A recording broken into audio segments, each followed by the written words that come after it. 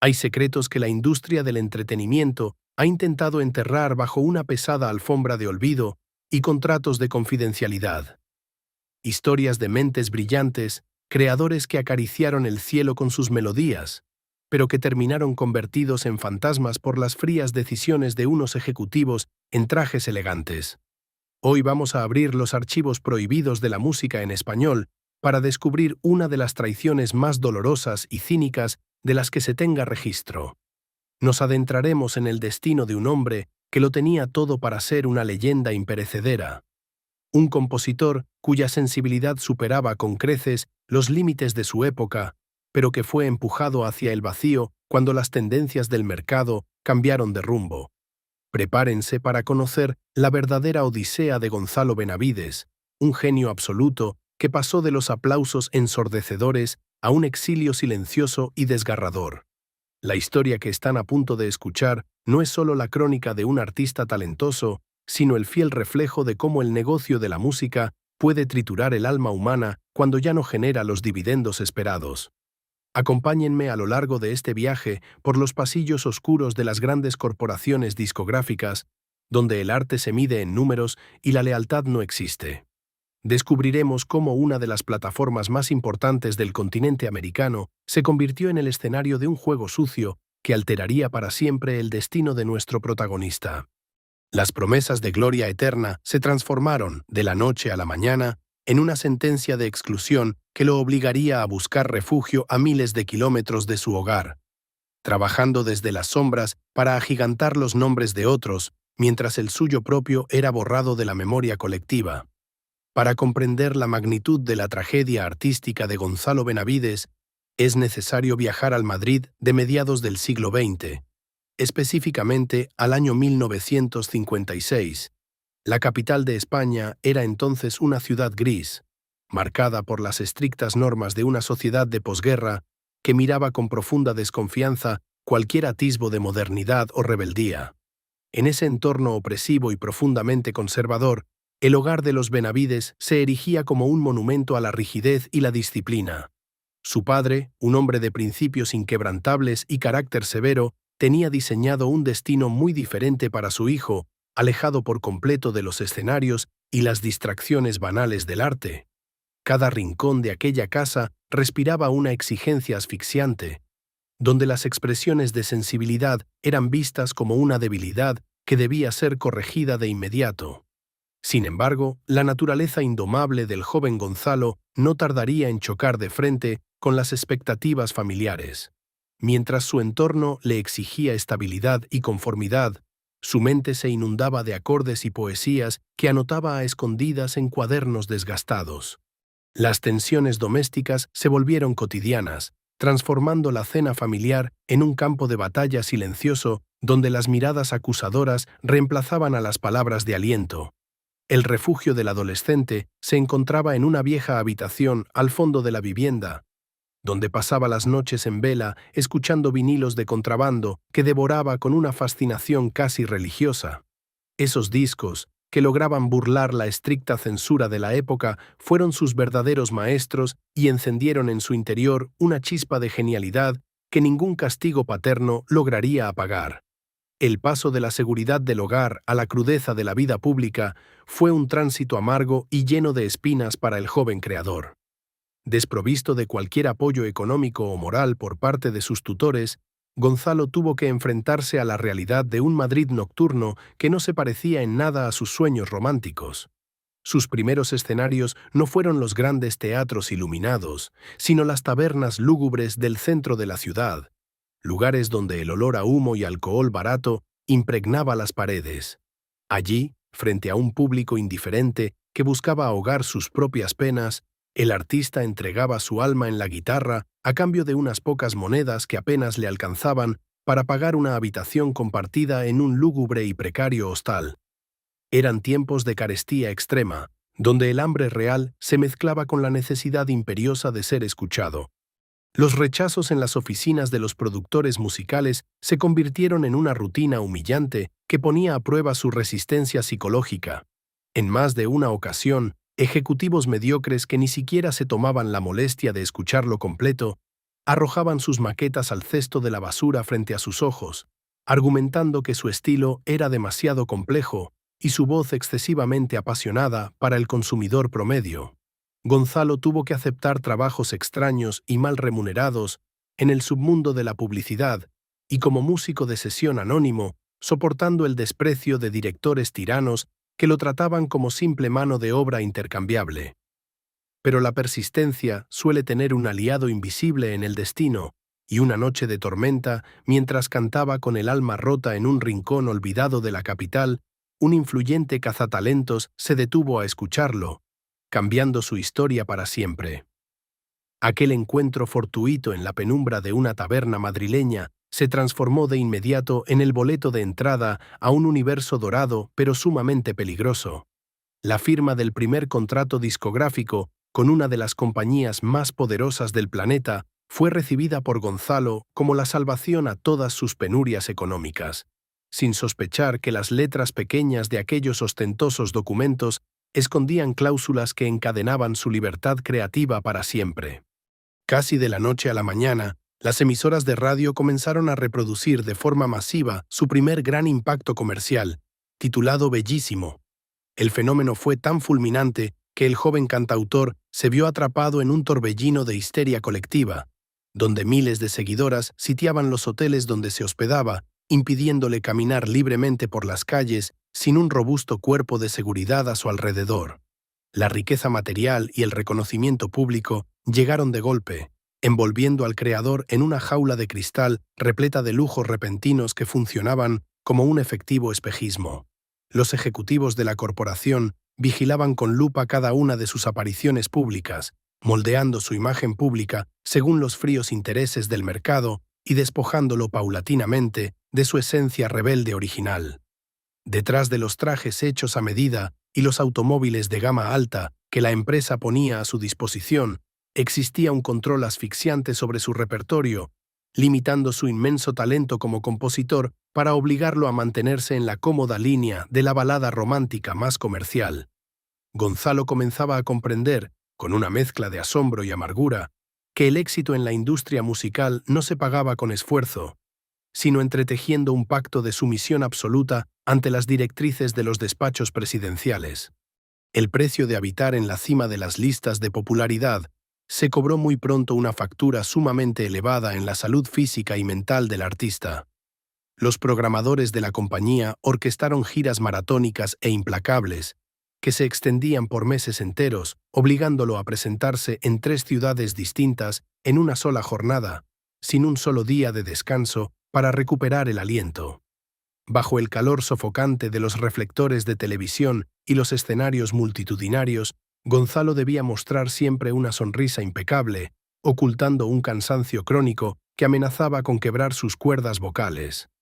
Fue en este periodo de máxima exigencia cuando el intérprete comenzó a rodearse de ciertas sombras del entorno del espectáculo, recurriendo a hábitos destructivos y sustancias perjudiciales para intentar contrarrestar el agotamiento extremo y cumplir con las fechas pactadas. Las madrugadas se volvieron el escenario de un aislamiento aterrador que contrastaba drásticamente con los ensordecedores aplausos que recibía apenas unas horas antes. Al cerrar la puerta de las inmensas y lujosas habitaciones de hotel, la realidad lo golpeaba de frente, dejándolo a solas con un vacío existencial que ninguna ovación lograba llenar. Sus representantes ignoraban deliberadamente el evidente deterioro de su bienestar emocional, priorizando las ganancias de la taquilla por encima de la integridad del ser humano que sostenía todo el imperio financiero. Gonzalo se convirtió de esta manera en una maquinaria de generar ingresos que funcionaba a base de automatismos, refugiándose cada vez más en la penumbra de la vida nocturna turbulenta para adormecer la creciente angustia de sentirse profundamente solo en medio de la multitud. La mitología del ídolo juvenil exigía ante el gran público una soltería inmaculada que alimentara las fantasías de sus seguidoras, obligando a Gonzalo a mantener sus afectos en el más estricto secreto corporativo. Su vida personal pasó a ser un asunto de estado para la disquera, la cual intervenía de forma directa en sus círculos afectivos para evitar cualquier escándalo que empañara la pulcra narrativa comercial que habían diseñado para él. Sus relaciones sentimentales estuvieron marcadas por la incomprensión y la distancia, ya que la asfixiante presencia de los paparazzis y los reporteros de la prensa rosa transformaba cualquier salida casual en un verdadero asedio mediático. Las tensiones internas aumentaban conforme el cantautor se negaba a aceptar que sus sentimientos más profundos fueran tratados como simples estrategias de publicidad para vender más discos. Detrás de las cortinas de los exclusivos clubes y salones privados de la época, Gonzalo desarrolló amistades íntimas y relaciones tormentosas con personajes de la alta sociedad y el arte que la prensa de la época intentó destapar con ferocidad amarillista. Estos romances clandestinos generaron tormentas descomunales dentro de las oficinas de sus representantes, quienes llegaron a amenazarlo con congelar su carrera si permitía que trascendieran detalles de sus momentos de alcoba a la luz pública. El artista se vio forzado a habitar una doble identidad, dividiendo su existencia entre el muñeco de aparador que sonreía ante las cámaras cinematográficas y el hombre real que buscaba desesperadamente un afecto genuino y desinteresado en un entorno donde todo, absolutamente todo, tenía un precio etiquetado. El año 1982 se presentaba como el momento cumbre en el horizonte profesional de Gonzalo Benavides. La oportunidad de representar a su patria en el prestigioso festival OTI no era simplemente un escalón más en su trayectoria, sino la vitrina continental definitiva que consagraría su maestría ante millones de televidentes en todo el mundo hispanohablante. Sin embargo, los pasillos de la televisión nacional se convirtieron rápidamente en un nido de intrigas y envidias venenosas por parte de otros intérpretes contemporáneos, quienes veían con profundo resentimiento su designación directa. Varios colegas de profesión, amparados en el anonimato que brindaban ciertos periodistas afines, comenzaron a difundir rumores malintencionados sobre su estabilidad emocional y sus hábitos destructivos fuera del escenario, intentando provocar un boicot de última hora que forzara su sustitución. La presión psicológica que se acumuló sobre los hombros del cantautor durante las semanas previas al gran certamen fue sencillamente asfixiante. Sabía perfectamente que el prestigio musical de toda una nación dependía de la potencia de su garganta y de la impecable ejecución de su obra cumbre. ¿Quién piensa en ti? Una composición de su propia autoría que desnudaba su alma por completo.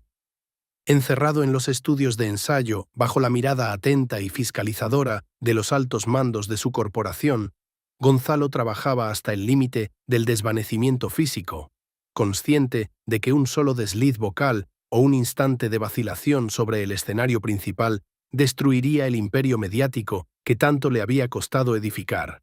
Se encontraba completamente solo frente al espejo, lidiando con sus propios demonios internos mientras el universo entero aguardaba un desenlace perfecto. La noche del magno evento, la atmósfera en los camerinos principales del teatro estaba cargada de una tensión casi eléctrica que se podía cortar con el filo de un cuchillo. Mientras los técnicos ajustaban las gigantescas cámaras de televisión y el público abarrotaba las butacas del recinto, Gonzalo caminaba de un lado a otro en la penumbra de las bambalinas, tratando de calmar el sudor frío que corría por su frente. Cuando por fin escuchó su nombre a través de los potentes altavoces y dio el paso decisivo hacia la luz del escenario, el tiempo pareció detenerse por completo para dar paso a 3 minutos de una genialidad interpretativa insuperable. Con una entrega desgarradora que erizó la piel de los asistentes, el artista ofreció una actuación magistral, donde cada nota reflejaba el dolor, la pasión y el inmenso talento de un creador que se encontraba en el cenit absoluto de sus facultades vocales. Al terminar la última estrofa de su pieza musical, una ovación ensordecedora sacudió los cimientos del lugar, anticipando lo que parecía ser una victoria indiscutible y unánime para la delegación española. Sin embargo, detrás de las relucientes pantallas de televisión, en las salas privadas donde se computaban las calificaciones de los distintos jurados internacionales, se estaba gestando un monumental escándalo de intereses políticos y alianzas ocultas. Las votaciones comenzaron a revelar un patrón incomprensible de favoritismos regionales, donde los delegados de varios países participantes cruzaron favores oscuros para desbancar deliberadamente al indiscutible favorito de la noche. Aquel vergonzoso pacto de pasillo le arrebató de forma descarada la corona que legítimamente le correspondía por mérito artístico, transformando el triunfo moral de Gonzalo en un amargo despertar frente a la corrupción del negocio. A su regreso a las calles de Madrid, el panorama social y cultural del territorio español había experimentado una transformación tan salvaje como inesperada. La irrupción desenfrenada de la movida madrileña, con su estética estridente, sus ritmos electrónicos y su espíritu de transgresión absoluta, relegó de la noche a la mañana a las grandes baladas románticas al estante de la nostalgia obsoleta. Los críticos especializados y los programadores de las principales emisoras juveniles comenzaron a manifestar un abierto desprecio hacia las figuras clásicas, tachándolas de aburridas y desconectadas de la nueva realidad de la juventud. Este repentino giro en las tendencias del consumidor provocó un pánico absoluto en las salas de juntas de la casa discográfica CBS, donde los números de ventas empezaron a encender las alarmas financieras. Los altos ejecutivos de la corporación, hombres fríos y guiados exclusivamente por los márgenes de ganancia, se reunieron a puerta cerrada para trazar el nuevo destino de la empresa en esa España post-transición. En aquellas confidenciales deliberaciones, se determinó en secreto que mantener la costosa promoción de un solista de corte melodramático como Gonzalo ya no resultaba una inversión rentable frente al auge de las bandas de rock y pop contracultural. Sin el menor rastro de empatía por el esfuerzo humano depositado en la marca, la maquinaria ejecutiva decidió desactivar paulatinamente el respaldo económico hacia su antigua estrella, iniciando una estrategia silenciosa de marginación para forzarlo a adaptarse a las nuevas e inclementes reglas del mercado. El desolador comienzo del boicot interno se manifestó de una forma sutil pero implacable dentro de las oficinas de la corporación. Las inmensas campañas de publicidad que antes inundaban las avenidas principales y las portadas de las revistas de espectáculos desaparecieron por completo, sumiendo el nombre del artista en una penumbra mediática planificada. De pronto, las llamadas telefónicas de los programadores de radio dejaron de llegar, y las invitaciones a los platós de televisión que antes se disputaban su presencia fueron canceladas sin ofrecer ninguna explicación lógica. Gonzalo comenzó a experimentar el frío vacío de la indiferencia institucional, dándose cuenta de que las mismas secretarias y directivos que antes lo recibían con alfombra roja ahora desviaban la mirada cuando lo cruzaban en los pasillos de la disquera. La humillación alcanzó su punto más crítico cuando fue desterrado de los estudios de grabación principales de la compañía, aquellos dotados con la tecnología más avanzada del momento. En su lugar, le fueron asignados sótanos secundarios, espacios reducidos y mal acondicionados, donde se trabajaba con presupuestos ínfimos que apenas cubrían los gastos básicos. Para colmo de males, la directiva decidió prescindir de sus músicos de sesión habituales, aquellos profesionales con los que había alcanzado una compenetración perfecta, reemplazándolos por instrumentistas sin experiencia que no lograban descifrar la complejidad de sus arreglos. La cruda realidad del negocio del espectáculo se revelaba ante sus ojos con toda su crueldad. En cuestión de meses, el niño de oro de la balada española había sido rebajado a la categoría de un estorbo corporativo del que todos querían desentenderse. La estocada final por parte de la alta dirección de la discográfica llegó en forma de un ultimátum definitivo que no admitía ningún tipo de negociación o réplica. En una reunión de apenas unos minutos se le notificó de manera tajante que sus nuevas composiciones originales, aquellas en las que había volcado sus vivencias y sus reflexiones más maduras, quedaban engavetadas por tiempo indefinido. La orden innegociable era clara y fría. Gonzalo debía entrar de inmediato al estudio para registrar un álbum compuesto exclusivamente por adaptaciones de temas extranjeros y piezas comerciales sin ninguna profundidad artística. Esta imposición significaba la destrucción total de su identidad como autor, obligándolo a actuar como una simple marioneta, obediente al servicio de una estrategia comercial con la que discrepaba profundamente.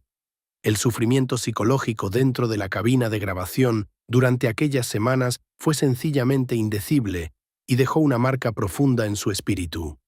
Cada vez que se colocaba los auriculares frente al micrófono, El artista sentía que traicionaba su propia esencia interpretativa al verse forzado a entonar letras banales y melodías plásticas que chocaban frontalmente con su sensibilidad musical. Los ingenieros de sonido fueron testigos mudos de sus largas pausas de silencio, de sus momentos de frustración contenida y de una mirada de profunda tristeza que reflejaba la pérdida irreparable de su voz interior. Aquel proceso, lejos de ser un acto de creación cultural, se convirtió en una tortura diaria donde un compositor magistral veía cómo su dignidad profesional era pisoteada en aras de un rendimiento financiero que ni siquiera estaba garantizado. El lanzamiento definitivo de aquel álbum fabricado por pura obligación empresarial desencadenó las consecuencias catastróficas que el propio Gonzalo ya había anticipado con temor. Los seguidores más leales de su trayectoria, aquellos que apreciaban la riqueza poética de sus antiguas obras, recibieron el nuevo material con una mezcla de desconcierto y profunda decepción, sintiéndose defraudados ante lo que consideraban una claudicación comercial. Las ventas en las tiendas de discos se desplomaron de forma estrepitosa desde la primera semana en las estanterías, convirtiendo el proyecto en un fracaso comercial absoluto que la empresa utilizó cínicamente como el pretexto perfecto para justificar el retiro definitivo de sus inversiones en la carrera del cantautor. Por si fuera poco, la prensa especializada no mostró la más mínima compasión ante la caída de la antigua estrella y arremetió con titulares despiadados que destrozaron su reputación crítica en todo el territorio nacional. Los cronistas musicales de la época se ensañaron con el álbum de adaptaciones, calificándolo de anacrónico, carente de alma y falto de toda inspiración original, atribuyendo el declive artístico exclusivamente a una supuesta pérdida de talento del intérprete. Ante esta feroz tormenta mediática que amenazaba con hundir su honor para siempre, la maquinaria de relaciones públicas de la disquera guardó un silencio sepulcral, dejándolo completamente desprotegido ante la opinión pública y confirmando que la traición corporativa se había consumado en su totalidad. El impacto psicológico de verse empujado hacia el vacío por la misma industria que antes lo idolatraba sumió a Gonzalo en una de las etapas más oscuras de su existencia. Ver cómo su esfuerzo de años era pisoteado y su reputación destrozada por una campaña de desprestigio provocó una profunda crisis emocional que resquebrajó su confianza. Al encontrarse desprovisto del apoyo de su entorno laboral, el artista comenzó a buscar consuelo en la evasión constante, cayendo bajo el influjo de hábitos destructivos y dependencias severas que mermaron rápidamente su salud y su vigor. Sus noches se transformaron en un ciclo interminable de insomnio y lamentos, donde la soledad de su residencia se llenaba únicamente con los ecos de las viejas melodías que ya nadie parecía querer escuchar en su propia patria. Este aislamiento forzado transformó radicalmente su carácter jovial en un temperamento taciturno y desconfiado, alejando paulatinamente a los pocos allegados que aún intentaban tenderle una mano. El dolor de la traición corporativa actuaba como un veneno constante en su mente, haciéndole dudar incluso de su propio valor como creador musical.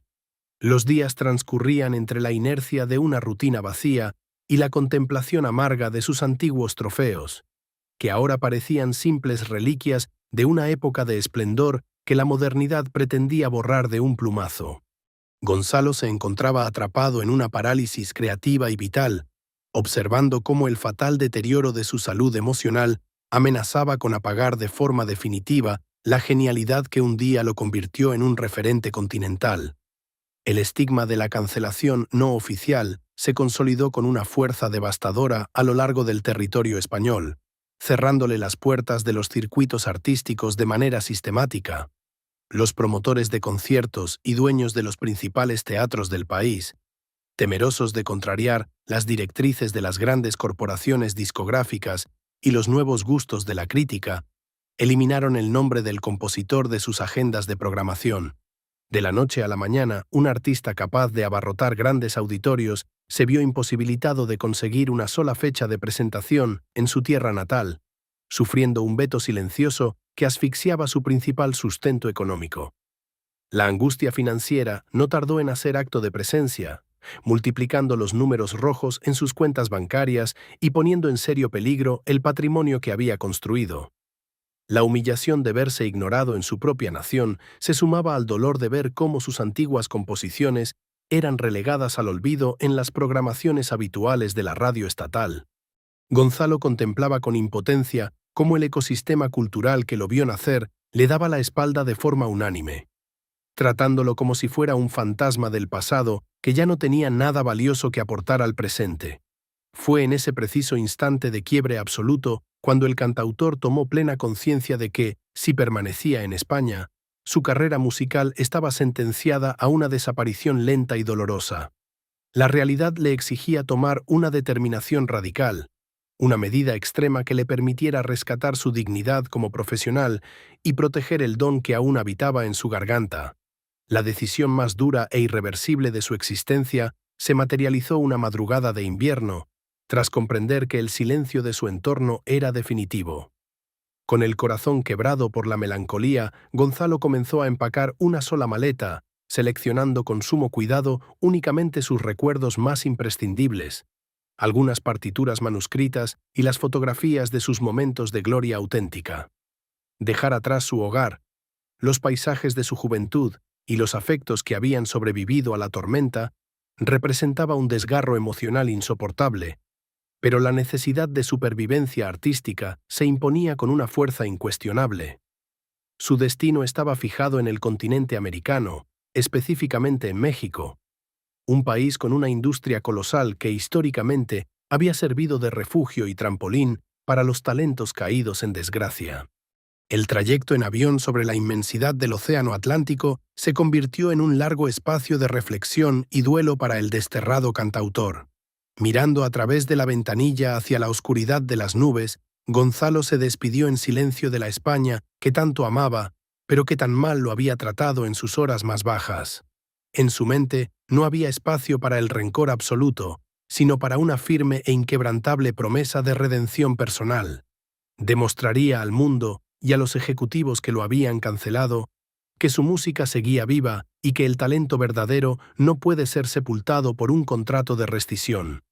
El exilio comenzaba de esta manera, no como una rendición definitiva, sino como una audaz y dolorosa apuesta por recuperar el control de su propio destino en tierras lejanas. El crudo aterrizaje en tierras mexicanas supuso un impacto cultural inmediato para el cual Gonzalo no estaba completamente preparado. La capital del país se presentaba ante sus ojos como una metrópolis colosal, un monstruo de asfalto en constante ebullición que devoraba sin piedad a los artistas más débiles que pretendían conquistarla. Desprovisto de la maquinaria publicitaria que en sus mejores años le allanaba el camino, el cantautor experimentó el duro trago del anonimato total en las avenidas abarrotadas. Caminar entre multitudes de personas que ignoraban por completo que aquel hombre solitario había sido un ídolo aclamado en Europa supuso un ejercicio de humildad sumamente doloroso. Nadie giraba la cabeza al verlo pasar, ni solicitaba un autógrafo, obligándolo a asimilar de golpe que su glorioso pasado carecía de validez en este nuevo tablero de juego. Los primeros intentos por penetrar en los círculos herméticos de la élite musical mexicana resultaron desalentadores y complejos. El mercado artístico local se encontraba fuertemente dominado por caciques implacables de la televisión y ejecutivos que manejaban los hilos de las carreras profesionales mediante favores ocultos y acuerdos de exclusividad inquebrantables. Gonzalo tuvo que enfrentarse a la desconfianza de directores artísticos que lo veían como un extranjero desplazado, un baladista venido a menos que buscaba una oportunidad por pura desesperación. Las antesalas de las compañías musicales aztecas se convirtieron en su nuevo escenario diario, donde debía aguardar durante horas para ser recibido por asistentes que apenas le prestaban unos minutos de atención antes de archivar sus propuestas en carpetas destinadas al olvido.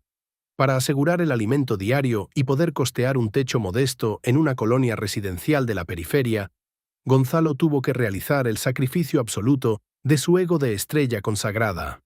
Ante la imposibilidad de conseguir un contrato como intérprete principal frente a los micrófonos, aceptó con resignación trabajar en las sombras de los estudios de grabación como arreglista y corrector de melodías ajenas. Sus jornadas se volvieron agotadoras y asfixiantes, pasando noches enteras encerrado en cabinas subterráneas sin ventilación, afinando y puliendo con paciencia artesanal las interpretaciones de las nuevas figuras plásticas de la música juvenil. Eran cantantes prefabricados por la televisión nacional que poseían una gran presencia física, pero que carecían del menor rastro de talento vocal o sensibilidad artística real. La amargura de aquella rutina se intensificaba cuando Gonzalo observaba, desde el frío anonimato de la sala de controles, cómo estos intérpretes mediocres se llevaban las ovaciones del público y recibían discos de platino gracias a las estructuras armónicas que él mismo había diseñado en la penumbra. Sus magistrales líneas de piano y sus refinados arreglos de cuerda eran los verdaderos pilares que sostenían los éxitos del momento. Pero los créditos en las contraportadas de los discos omitían deliberadamente su nombre o lo reducían a un pequeño texto tipográfico que nadie se tomaba la molestia de leer. A pesar del resentimiento interno que esta injusticia le provocaba, el músico canalizaba su frustración perfeccionando cada obra, encontrando en el rigor técnico su única vía de escape intelectual. Las oscuras intrigas del ámbito de la producción musical en el continente americano no tardaron en manifestarse, demostrando que la codicia corporativa no conocía fronteras geográficas. Diversos ejecutivos sagaces de las disqueras locales, conscientes de la precaria situación legal y económica de Gonzalo como exiliado político y artístico, comenzaron a explotar al máximo su capacidad creativa bajo condiciones leoninas. Aprovechando su urgencia por generar ingresos estables, le impusieron contratos abusivos donde se veía forzado a ceder la mayor parte de sus derechos de autor y regalías futuras a cambio de pagos únicos e irrisorios en efectivo. El compositor firmaba aquellos documentos con el puño apretado, sabiendo que estaba regalando su patrimonio intelectual, pero consciente de que era el único precio para mantener viva su permanencia en la industria. A pesar de este entorno adverso y abusivo, comenzó a consolidarse entre los profesionales del medio una extraña e imponente leyenda en torno a su figura. El genio invisible del estudio de grabación. Los productores más experimentados y los músicos de sesión veteranos sabían perfectamente que, si un proyecto musical se encontraba al borde del fracaso estético, la intervención discreta de aquel español silencioso era capaz de transformarlo en una obra de arte respetable. Su reputación se extendió de boca en boca dentro de las altas esferas de las oficinas corporativas, donde se le respetaba con un temor reverencial, pero manteniéndolo siempre en un discreto segundo plano, para evitar que el gran público descubriera que el verdadero motor de los éxitos masivos era un hombre desterrado de su propia patria. Los escapes emocionales en medio de aquel destierro mexicano se convirtieron en la única válvula de escape para un espíritu que se negaba a claudicar por completo. En la inmensidad de aquella nueva sociedad, Gonzalo buscó refugio en romances intensos y fugaces con figuras del ambiente artístico local.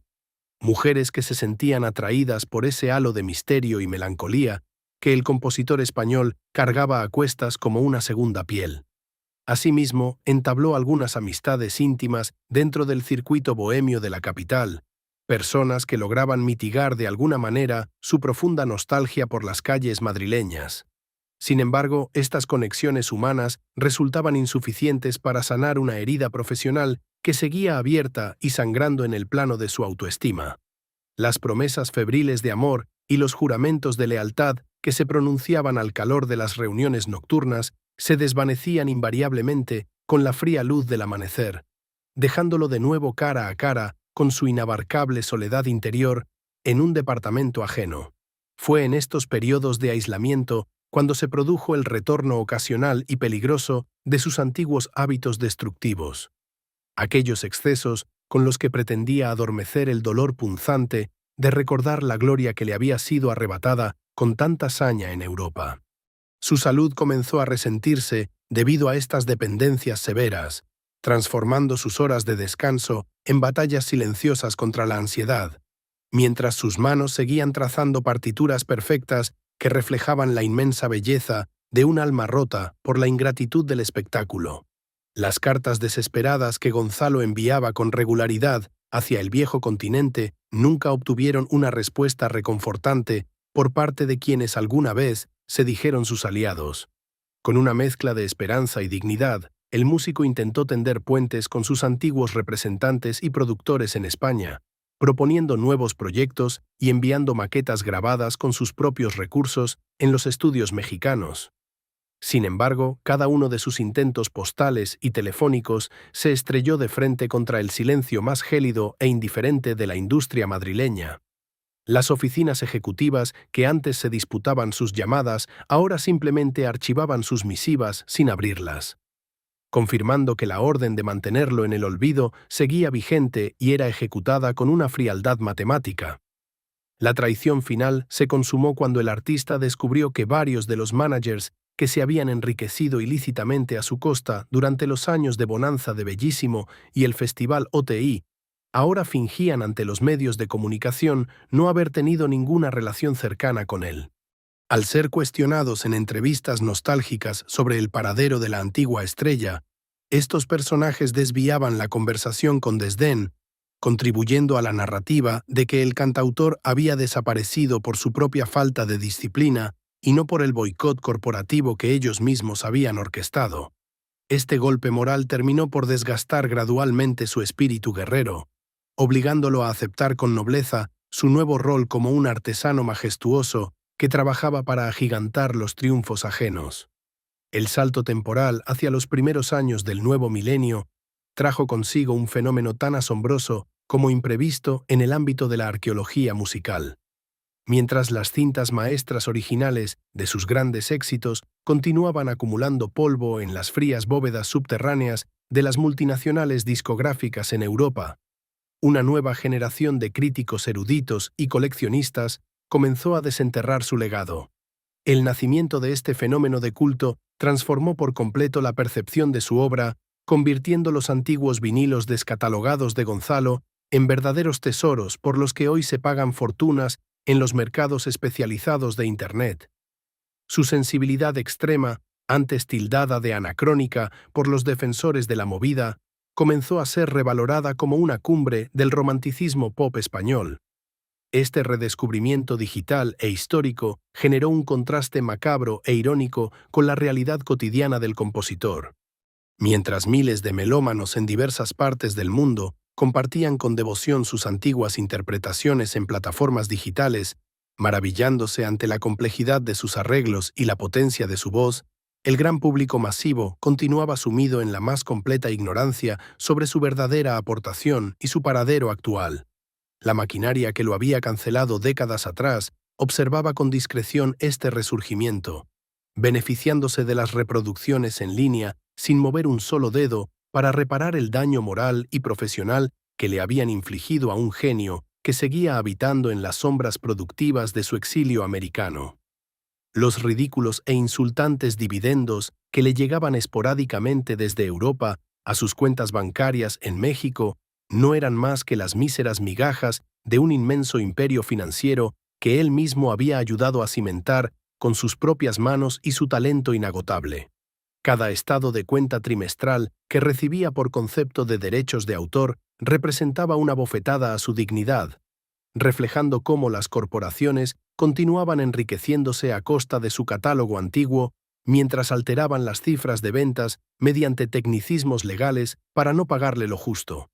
Gonzalo observaba esos documentos con una sonrisa amarga, consciente de que iniciar un litigio legal internacional contra gigantes de la industria musical requería de unos recursos económicos y una energía que su salud ya no poseía en abundancia.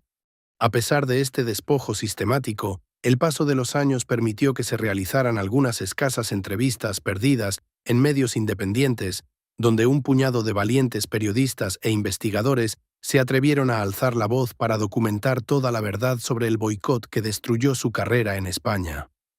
Estos testimonios, grabados en modestos estudios o en la intimidad de su sala, comenzaron a circular como un secreto a voces entre los verdaderos conocedores de la balada clásica. Se producía de esta manera una tardía reivindicación moral para el artista, pues la historia comenzaba a darle la razón al demostrar que su sensibilidad era inmensamente superior a la de la industria que lo aplastó, consolidando su estatus no como el de un creador olvidado, sino como el de un mártir de la música que prefirió el destierro antes que claudicar en su honor. Una mirada cálida e íntima a sus años de madurez nos revela a un Gonzalo Benavides reconciliado con su destino, componiendo hermosas piezas de piano y guitarra por el simple y puro amor al arte, despojado ya de cualquier deseo de recuperar los reflectores o las grandes ovaciones de las multitudes. En la tranquilidad de su hogar mexicano, rodeado de libros, sus instrumentos de siempre y el cariño de un círculo selecto de amigos, el maestro logró alcanzar una paz melancólica y profunda que sanó de manera definitiva las heridas del pasado. Perdonar en silencio a los monstruos corporativos que lo habían empujado al abismo no fue un acto de debilidad, sino la demostración de una inmensa grandeza de espíritu que le permitió abrazar sus cicatrices de batalla sin amargura. Las tiernas anécdotas compartidas por sus vecinos y conocidos en su comunidad pintan el retrato de un hombre tranquilo, educado y de una caballerosidad impecable que saludaba a todos con una sonrisa amable durante sus caminatas vespertinas. Aquellos que conversaban con él sobre literatura, el clima o la gastronomía local ignoraban por completo que convivían con una verdadera leyenda viva de la música internacional, un artista cuya voz alguna vez había paralizado a un continente entero a través de las pantallas de televisión. Gonzalo prefería mantener ese perfil bajo, disfrutando de la sencillez de una vida libre de las presiones corporativas y los excesos de la fama, demostrando que la verdadera riqueza de un creador no se mide por el brillo del oro, sino por la paz que habita en su interior. El balance de una existencia llevada al límite nos obliga a realizar un análisis profundo y estremecedor sobre cómo esa misma sensibilidad extrema que lo convirtió en un genio compositor fue la que lo dejó totalmente indefenso ante los lobos de traje y corbata que manejan los hilos del espectáculo. Al revisar con detenimiento las letras de sus baladas más famosas, descubrimos un mensaje oculto cifrado entre sus versos, que a la luz de su biografía se revelan hoy como profecías desgarradoras de su propio y solitario destino en el exilio. Sus canciones no hablaban únicamente de amores perdidos, sino de la incomprensión, de la traición de los falsos amigos y de la dolorosa búsqueda de un hogar espiritual en medio de un mundo hostil y cambiante.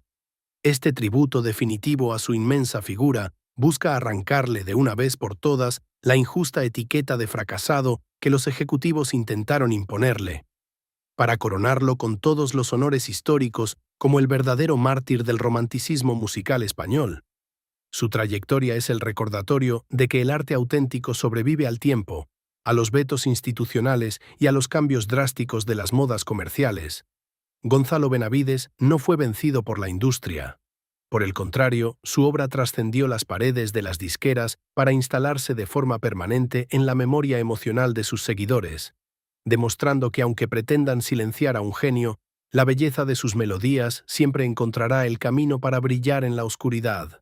Llegamos así al desenlace de este viaje trepidante y emotivo, una crónica que nos ha llevado desde las luminosas cumbres de los escenarios de Madrid hasta las productivas y dignas sombras de su prolongado exilio en México. La historia de Gonzalo Benavides queda grabada en las páginas ocultas del espectáculo como el testimonio irrefutable de un creador que, a pesar de tenerlo todo para gobernar las listas de popularidad por generaciones, prefirió resguardar la pureza de su arte antes que someterse por completo a los caprichos de un sistema corporativo desalmado.